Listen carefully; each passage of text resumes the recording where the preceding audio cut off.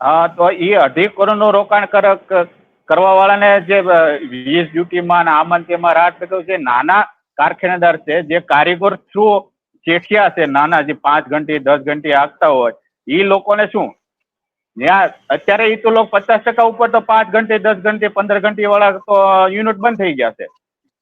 તો અત્યાર લગન 3 વર્ષમાં શું કરતા હતા? ત્યાં રત્ન કલાકારો શું કરે છે? જે 5 ઘંટી 10 ઘંટીમાં જે બેસતા હતા, એ રત્ન કલાકારો શું કરે છે? એ ક્યાં છે? એનો કોઈ રિપોર્ટ?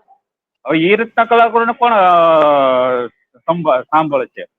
જે 3 વર્ષ પહેલાથી જે 2 વર્ષમાં કે 1.5 વર્ષમાં જે નાના યુનિટો બંધ થઈ ગયા છે, એ રત્ન કલાકારોનું શું? એ શેઠિયાનું શું? એની માટે તો કઈ જાહેરાત નથી કરી કે ભાઈ તો આ લોકો જે સૌ પ્રથમ તો રજીસ્ટર જ નથી, સરકારી ચોપડે રજીસ્ટર જ નથી. તો એ માટે શું કરશે સરકાર?